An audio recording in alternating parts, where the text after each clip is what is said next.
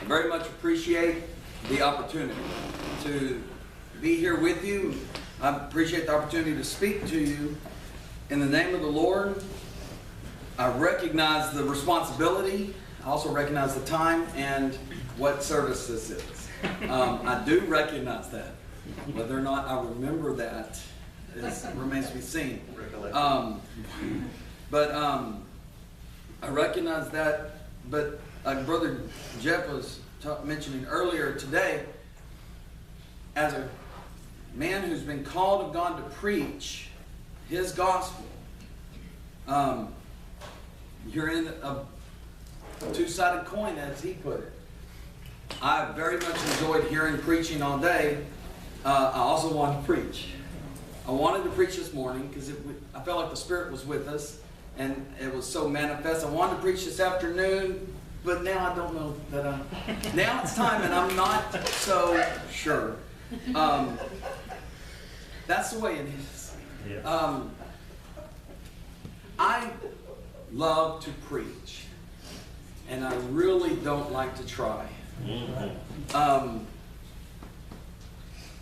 That is just proof that the glory goes to God. The best sermon you have ever heard preached, that man did not do that. And it doesn't matter how many times you've heard a man be blessed to preach, he didn't do it. If a man fails, he did that all on his own. He didn't need any help. So I need you to pray. You need you to pray. As Brother Mark said this morning, we're in this situation together. And those words the minister says that he begs an interest in your prayers are not empty words. And I'm going to confess something. I sat there and said, I'm not going to say this. I'm not going to say this, and now I'm going to say it. I studied this week on something, and I drove here with that intention to preach it, and now that is not what I'm going to try to preach. This morning's sermons, these afternoon sermons, there were things that were mentioned that led my mind to what I would like to talk about, and I pray that's of the Lord. What I do know is that it's a good subject. I also firmly believe that what I want to say about it is true.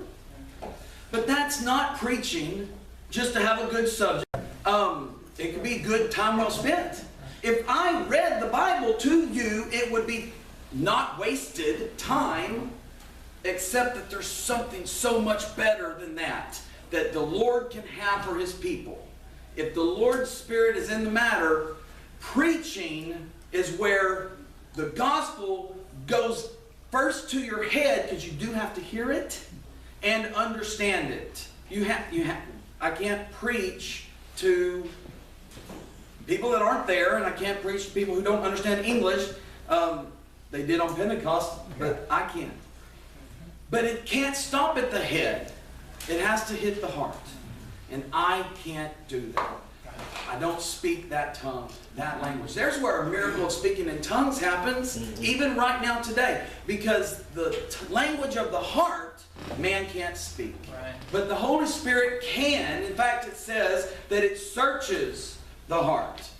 But then, as Brother Mark mentioned in his quick comments, we got to get past thinking, get to do. So the gospel has to pass your heart, go in there, take lodge, and then hit your feet. And it has to become something that matters in your life.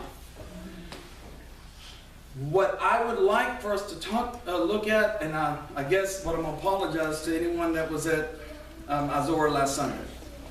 Except, I don't apologize, I really don't. I only apologize if this is of me and not of the Lord. But I want to talk about prayer, because I need you to pray. And I don't just say that. It means something to me. It's not empty words. But prayer is kind of a complicated subject. Amen. It is, because We're talking about doing something where you directly communicate with God who created the heavens and the earth. I mean, I want you to think for a minute about how magnificent God is, and we can think about that, and I can talk about it, and then we will not even have the slightest idea. We won't even scratch the surface how, I'm going to say the word awesome God is. And I say that word not in the way we belittled it now, but how awe-inspiring God is. And we are like worms, and that analogy even pales. But like a worm, when you stand next to it, imagine how much a worm sees of you. Just like the sole of your shoes. And then, some of you are taller than me. But how much can they fathom about a human? A worm. That's us and God. And yet we have the ability to talk to God, to communicate with Him through this thing called prayer. Okay? I don't know that I always understand the importance of that, or just exactly what that is. But what I really want to talk about is not so much what prayer is. I definitely don't want to just sit here and tell you how to pray. But what I do want us to do is to realize, first of all, how important prayer is, and when can you know that your prayers have been answered. I want to start with very quickly looking in James, because he's going to tell us some things about how you will not get the thing that you desire when you pray. He says in James's epistle, in the first chapter, I'll just read 5 and 6. Verse 5 and verse 6. He says, if any of you lack wisdom, let him ask of God, that giveth to all men liberally. It's telling you there's specifically something you can pray for. If you don't know what to pray for, there you go. It's in the script. You have something to pray for. Pray for wisdom. You know what wisdom will enable you to do? Know what else you need to pray for. So it's a very good starting point. But the verse 6 says, but let him ask in faith, nothing wavering. Okay? Now that instruction goes for every prayer you pray. Praying while you don't think God will give that to you is not a good idea. To just put it simply, he says, let us ask in faith, nothing wavering. God is pleased by faith. We can read that in Hebrews. Without faith, it is impossible to please God. I would dare say then, with faith, you not only are possible to please God, but exercising faith pleases God. He gave it to you, and He desires to see that, like a gardener who plants fruit, desires that fruit. God desires of His children to exercise faith in Him. And so when we pray, if we pray with the mentality of, well, I'm going to ask God, but He's not going to grant it, you're wavering. And it says specifically that is like being tossed around in the sea, like a ship in, well, the words are, for he that wavereth is like a wave of the sea driven with the wind and tossed. Do you ever feel tossed about in your life? And what's happening to you like right now in your lives that I don't know about, and you feel like you're just being tossed around? Well, may I be so bold as to say maybe your prayers are with a wavering faith? I don't want to step on your toes, but I got my own toes to step on here. When I feel tossed about, possibly my prayers are hindered by my own lack of exercising faith in God. I want to skip to later down in this chapter. He says, well, no, it's actually not in this chapter now.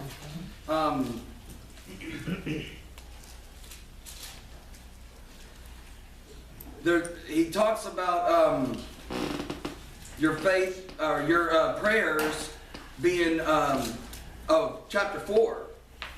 In chapter 4, James goes on to write this: from whence come wars and fightings among you? Now, he's talking to a church, so he's not talking about the wars that countries fight. He says it's among you. He says, where's this coming from? Where are your fightings and warrings coming from? And he says, come they not hence? Or don't they come from your lust that war in your members? Paul talks about that. We have that problem of sin. That's where all this stuff comes from. When we fight among each other, it comes from sin. You know, someone might be right and someone else wrong. Or they both might be wrong, but they're probably not both right. When you have infightings, okay? Someone's doing something wrong, and it all comes from the war of our flesh. But then he says this, you lust, or you desire, and have not. You kill and desire to have. I don't believe the church there were people killing each other. They were doing some killing in the heart. They were doing some, what Jesus says about, man that hateth his brother is a murderer in his heart. I am ashamed to admit to you that I believe I've hated some people at some times in my life. And therefore I've killed, as it were, and desire to have, and cannot obtain. You fight in war, yet ye have not, then he says, because you ask not. So one way to not get the desire of your heart is don't ask. You have not because you ask not. But then he says, ye ask and receive not, because ye ask amiss, that ye may consume it on your lust. Or the whole thing you're asking for is just because you want it, and you don't have it. You know why? Because God is better than us, and God gives good and perfect gifts. God does not give us everything we want. But, you know, there are times He lets us have what we want, but He didn't give that thing. He just, sometimes my children, I let them get into trouble. I didn't get them in that trouble, but I just let them go see what's going to happen. And then he says, well, I'll stop right there. Notice what he said. First of all, you don't have something because you don't ask for it. Secondly, you don't have something because you asked, but you asked amiss. It was not the right thing to ask for. But we understand then that God will not answer prayers not offered up, and He won't answer prayers that are wrong for you. Sometimes I think that's all I understand about prayer. What I fail to understand at times is what prayer is, and therefore how I can know that my prayers are answered. Okay, prayer to God is not small talk. Okay, in other words, we're not just going to chit-chat with the Lord. Now, I am not talking about whether or not you need to say the right words or whether or not, you need to use biblical language in your prayers. What I'm saying is that if you do not view prayer as something that is worshipful to God, then you're viewing it as just having a little talk.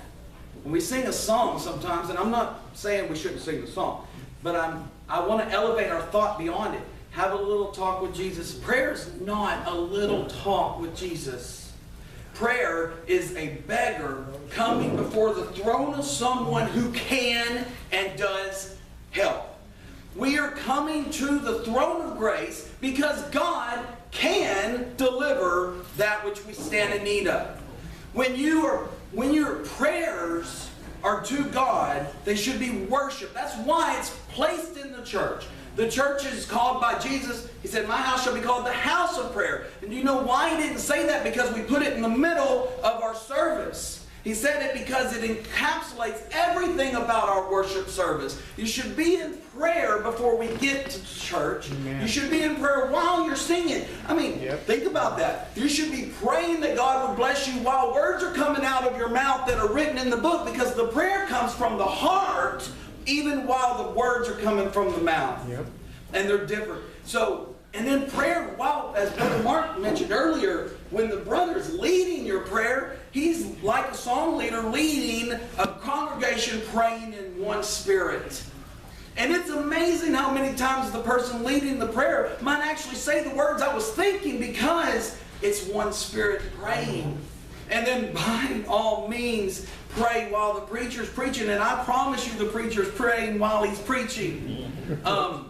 And begging God, begging Him to deigned to meet with us, to bless us with His Spirit that He is not obligated to do.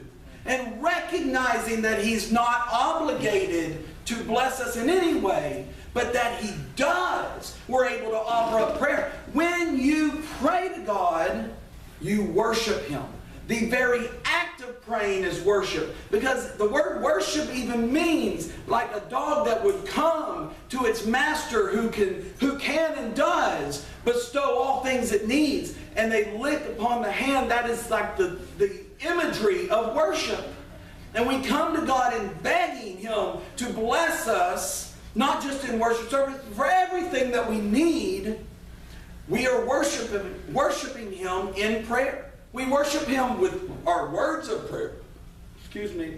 When we pray, as Brother Mark mentioned earlier, great is the Lord and greatly to be praised. That's a worshipful prayer. But even your prayers asking God for things or needs is worship. And even our prayers of thanksgiving, where we recognize where our blessings come from, are worship.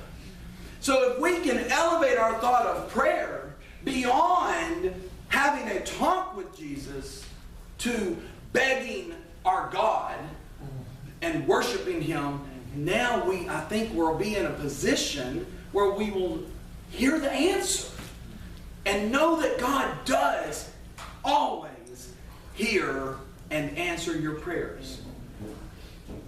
I want to go, I don't even know if I'll read this, but you know the time where Paul, it's in 2 Corinthians chapter 12, the Apostle Paul tells us he prayed for something. The Apostle Paul did not have a small problem. He didn't have, he had no little problem, to use the way Luke likes to write things. And, but we don't know what that problem is.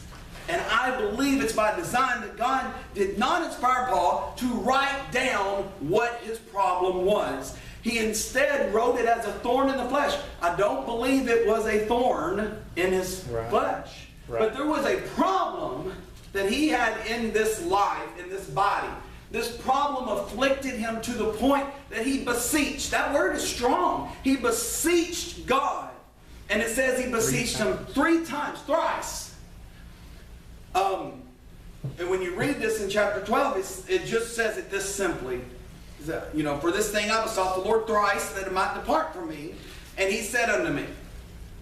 Well, I'm trying to sometimes slow down in reading and put myself in the place of the person. I don't think this happened that quickly. Not as quickly as I just read it. I don't believe Paul just sat down and said, I'm going to say 3 of these prayers and the Lord will bless me. I think he begged the Lord one night. I think that prayer might have been long and arduous and heart-wrenching. I've had prayers like that where I was laying on the bed in the darkness, weeping and begging God for something. And the next day, I got up and went on with my life. I think you come back later and you say, that thorn's still there. That problem's still there. So I'm going to beg the Lord again. And I'm going to bow down to Him and beg Him to take this out of my life, whatever it is. And I think some time passes. And Paul says, it's still there. And he prays again. I heard Elder David Montgomery said, you know why he didn't pray 4 times? Because he got the answer on the 3rd time. That's clear. He says, and he said to me, what was the answer? My grace is sufficient for thee. Basically, God is saying, I am enough. For whatever your problem is, God says, I'm enough. But I want to ask a different question. Not why did he pray 4 times? I want to ask, why did he pray 3? Was that not the answer on the first time? I believe it is. I believe that when Paul begs the Lord, that the answer is my grace is sufficient. But Paul's too busy to hear it. Paul, like me, spends too much time trying to solve his problem. or trying to, just waiting for it to be gone because I prayed that it be gone. You know, what James said is, first of all, you have to ask. Well, Paul's like, I asked. Secondly, James says, well, you're asking for something that you just want. And Paul says, no, I need this. It has got to be according to the will of God that I am not afflicted with whatever this is that hinders me in my walk with God. So maybe I'm stuck in a place where I think, well, this has to be the will of God because it is in accordance with things that are His will. For instance, I'm throwing out for instance, because I know no one's case, but there are people who sincerely desire a spouse. And we know God has a will toward His people marrying. He told Adam and Eve to be fruitful and multiply. Well, that's a different prayer, but you know, it's got to be in the will of God that I can be married. Why don't I find that? Well, not always. Just because it's not against the will of God, is it the will of God? Okay? We have to wait on the Lord. And there was a time I wanted to be married, and I thought I was in the right relationship. That is not who I'm married to now, and I promise you I'm thankful every day for what the Lord blessed me with. There are people who would like to have children, and I know that's the will of God. He said to be fruitful and multiply. And people might think, then why is this not happening? But my friends, the answer is my grace is sufficient for thee. Hannah, who was Samuel's father, she prayed like this for a child. And her husband said these words to her, but I believe this is said through Elkanah, her husband, in the voice of God. He said, am I not better to you than 10 sons? Is it like I can't be joyful in the Lord and happy in this life and content? I can't be content if I don't have this. But the Lord has given me Himself. And I should be able to recognize that His grace is sufficient. He's enough for me. And I know it's hard. I don't know the answer to why. Some have certain things given to them and others not the same things. I don't know why. But I know God's enough. I know He's sufficient. I'm going to read in... the point of that is to say if Paul had been listening for the Lord. But how can you know He answered you? He doesn't speak like He did to Moses audibly. He doesn't. He hasn't to me. But I've heard Him. I've heard Him answer my prayers at times. I want to go and read something David wrote in Psalm 3. When David wrote this psalm, he was on the run from his son who was trying to kill him. Now, have any of you been in such a bad state that you had to actually flee your own family member trying to take your life? If you have, I'm so sorry. But I've never been in this big of a trouble. I don't know what those problems. I'm not even trying to make light of that. But I'll tell you, my friends, I've not been in this kind of a condition. David is in a big dilemma, big problems. And you know he's raising up a begging voice to God. He's not having a little talk with God. He's begging God. He says in Psalm 3, Lord, how are they increased that trouble me? Many are they that rise up against me.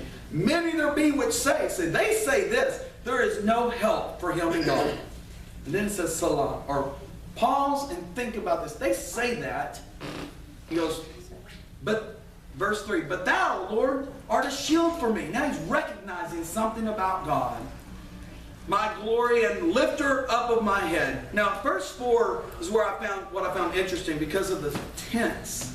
Now, I want you to remember, he's writing this psalm while running. He is not at home and the trouble's over. He is not back in his palace. He's still running from Absalom when he writes this.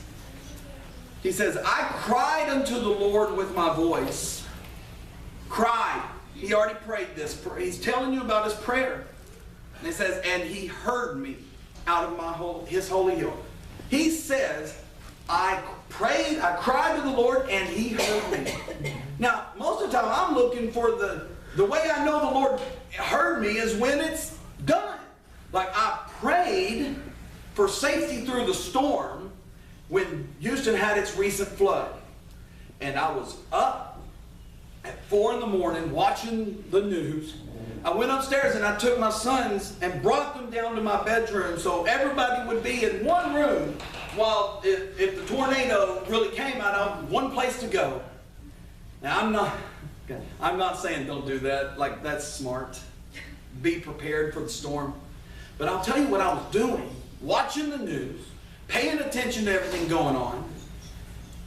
I don't think that I was actually praying. I really don't, y'all. I'm going to be honest. Because worrying is not praying. Sometimes I think it is. I'm like, this thought is consuming me. This problem is consuming me, and it's always on my mind, so I'm praying about it. No, I'm not. I'm really just worrying about it. You know what else isn't? Thinking is not praying about it. Just having it go through your mind all the time. I've had brethren, I've had people who had problems, and they asked me for prayers. Brother Mark mentioned that this morning. And there have been people that have a problem, and they ask for prayers, and I say, I will pray for you. And I remember thinking about them all day until it dawns on me that I didn't ever actually talk to God about it. I just thought about it all day. That's not praying.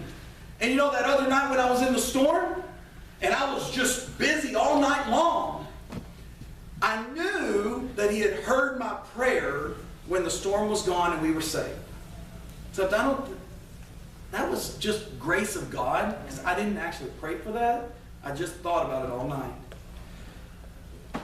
We just had a tornado the other day. Turned out it killed someone 12 miles from us. I knew I heard a sound in the storm. Now, I'm not saying, again, I am not advising you to not pay attention to the weather reports and not take precautions.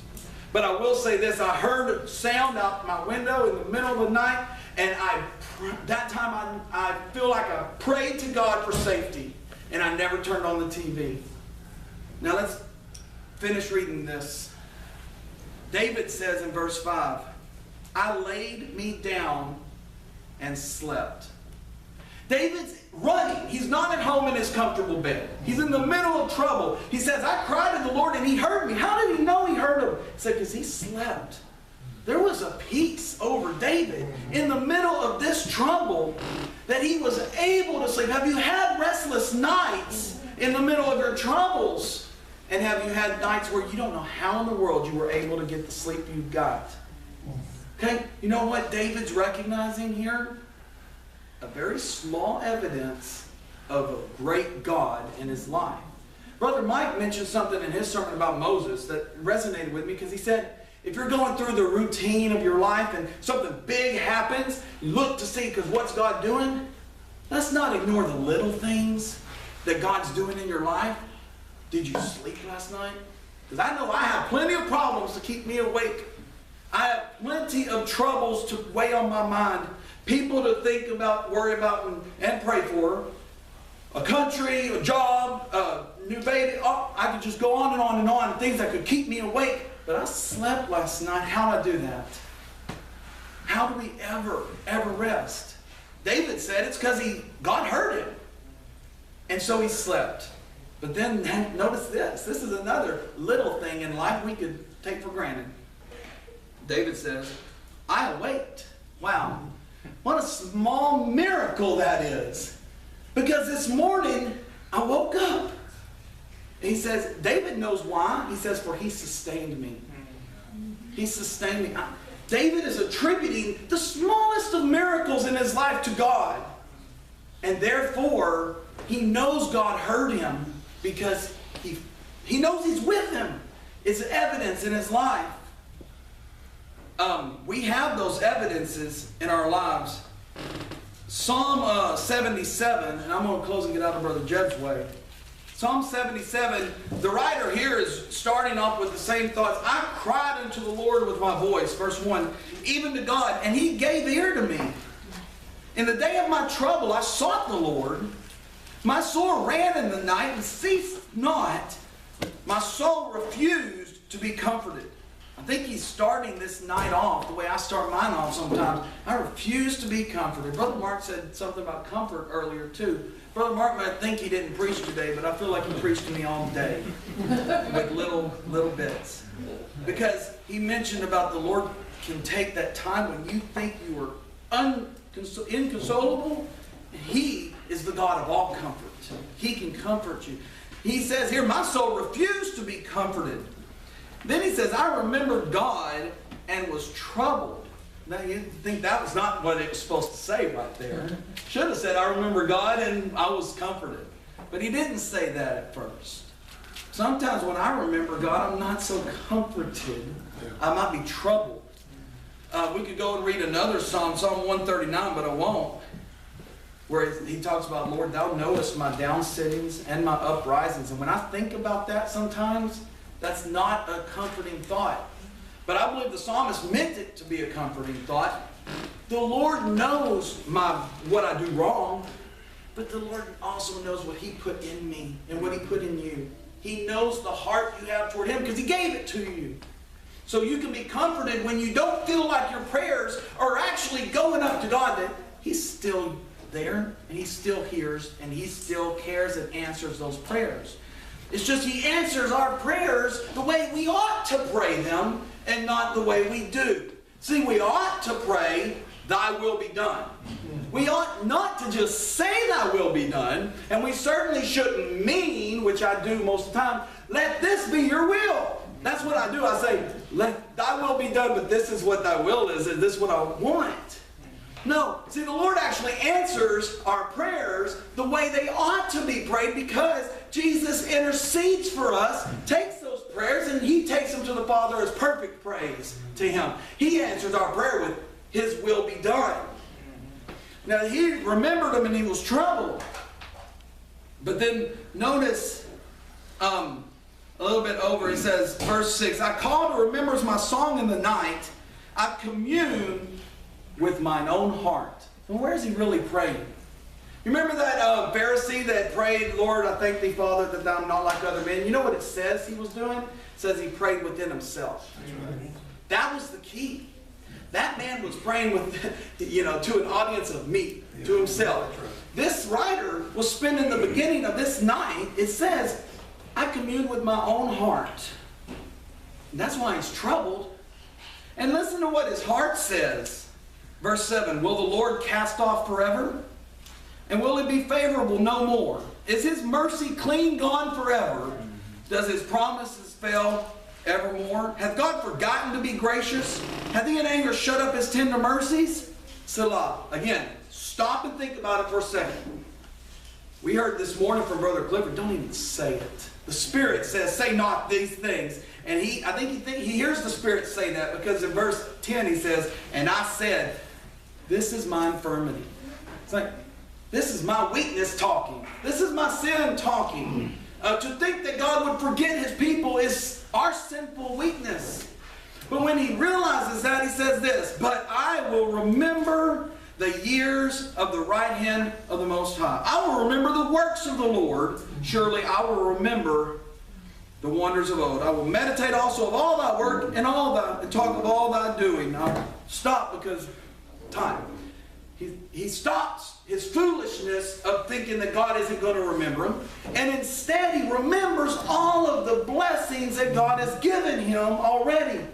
Now when you, in the midst of your troubles, are talking and it feels like you're not getting above your head, aim higher. Don't commune with your own heart. Don't just think and worry. Get down and beg to the God of all comfort. Get down and beg to the one who can help. Because my friends, if you do that and listen for His answer is already, my grace is sufficient. His answer is already, wait upon me and trust. And find that peace Now, I don't know what the outcome will be. David ended up back home in his palace. Hannah had a child.